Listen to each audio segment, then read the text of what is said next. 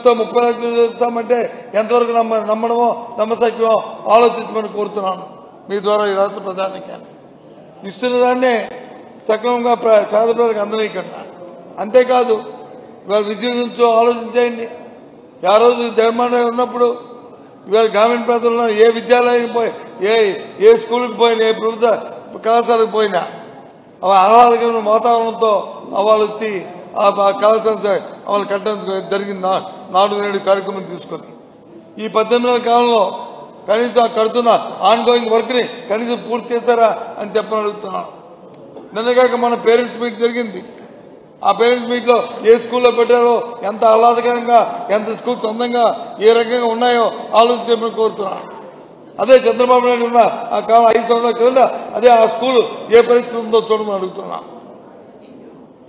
ఎందుకంటే ఏదైతే పరిపాలించే పాలకుడికి దాని మీద కమిట్మెంట్ ఉండాలి, దాని మాకు ఆలోచన ఉండాలి.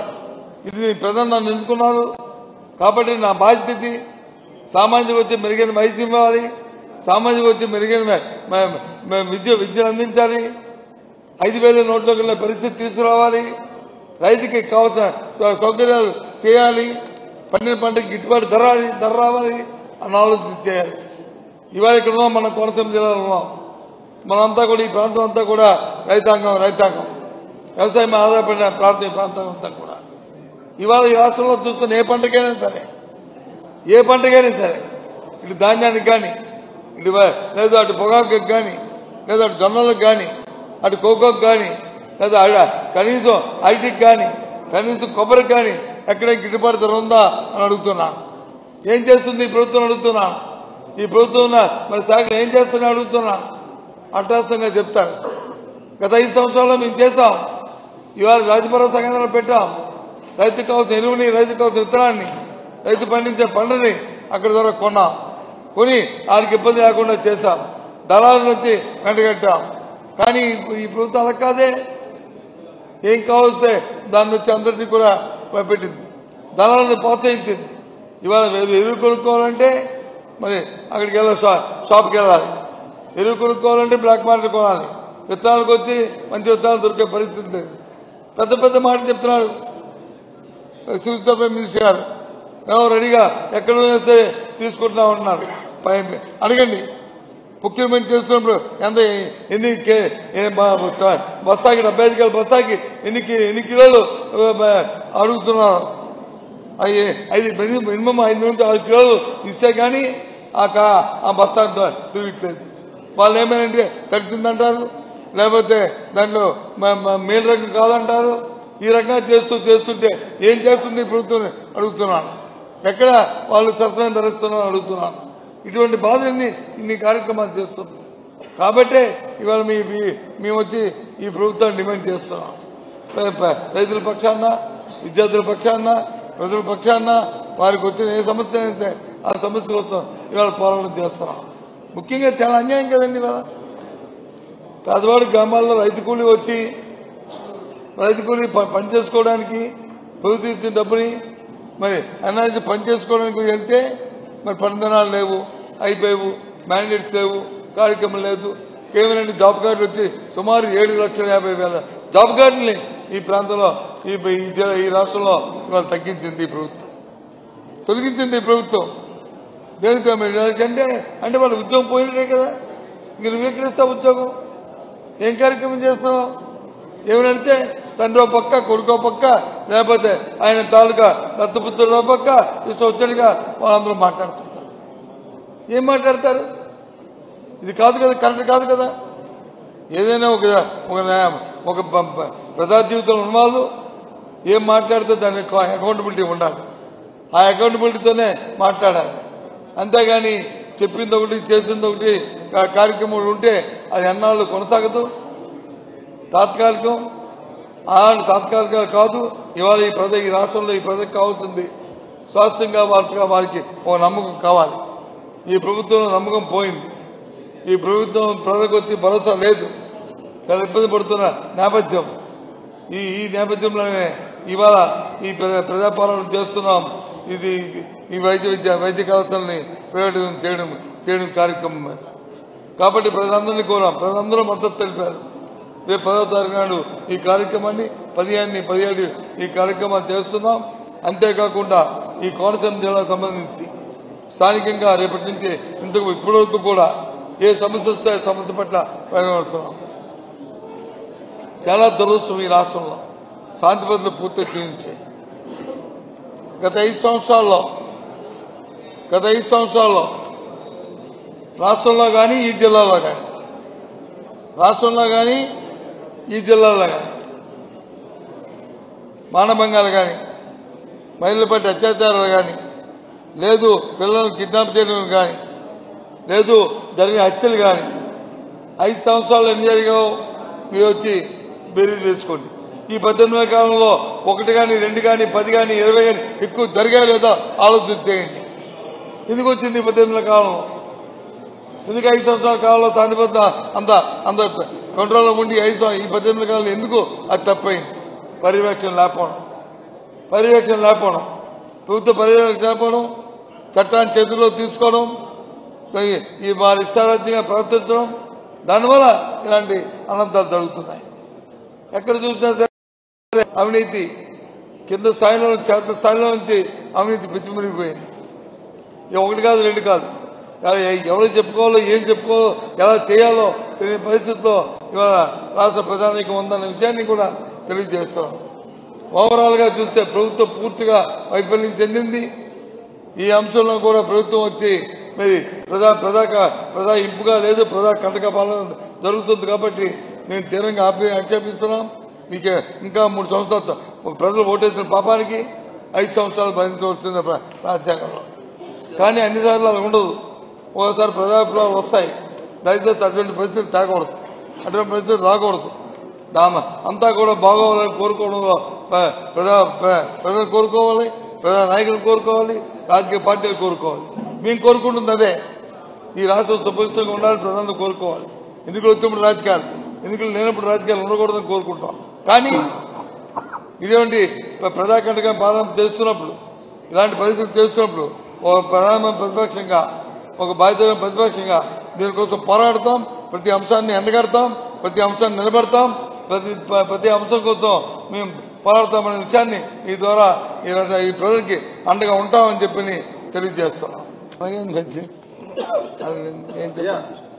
చెప్పు 2014 టు 2019 వరకు గృహ నిర్మాణం చేసుకున్నాం. 2019 టు 2024 వరకు గృహ నిర్మాణాలు చేసుకున్నాం. అయితే ఈ ఏళ్ళకి కొంతమందికి రుణాలు వచ్చినాయి, కొంతమందికి రాలేదు. ఈ కాల వ్యవధిలో హౌస్ ట్యాక్స్లు వేస్తారు. ఈ ప్రభుత్వం ఏమో హౌస్ ట్యాక్స్ వేసుకున్న వాళ్ళకి కాలనీలు మంజూరు కావాలంటున్నారు. దాని గురించి మీరు ఏం చెప్తారు? ఒక విషయం నాకు అర్థం అవడం ఏంటంటే, హౌస్ ట్యాక్స్ వేసుకుంటే కాలనీ మంది కాదు. లోన్ రాకముందే కన్స్ట్రక్షన్ పూర్తి అయిపోయిందని హౌస్ ట్యాక్స్ వేస్తారు. అసెస్మెంట్ అయిపోయిందన్న లోన్ రావాలని అన్న కన్స్ట్రక్షన్ పూర్తి అయిపోయిందని. ప్రభుత్వ లోన్ రావాలా, ప్రైవేట్ లోన్ రావాలా? గవర్నమెంట్ అప్పుడే మరి దాన్ని శాంక్షన్ చేసుకొని కట్టుకోవాలి. గవర్నమెంట్ శాంక్షన్ చేసుకొని కట్టుకోవాలి. అది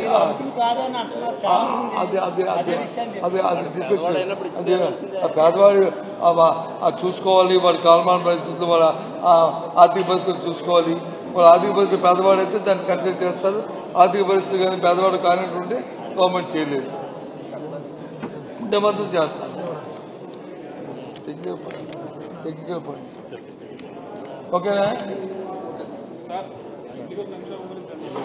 ఇండిగో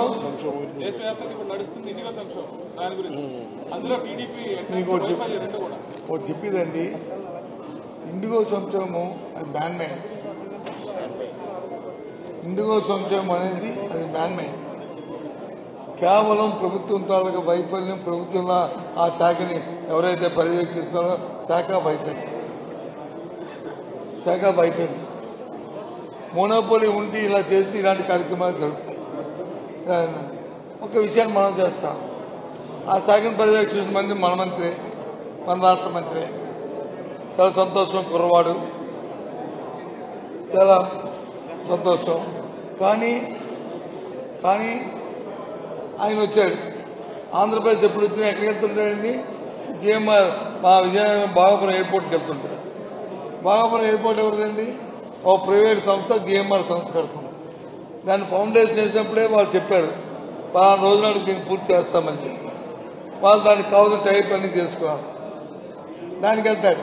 కానీ మా అదే ఆంధ్ర రాష్ట్రంలో గన్నవరంలో దిగుతాడు ఎయిర్పోర్ట్.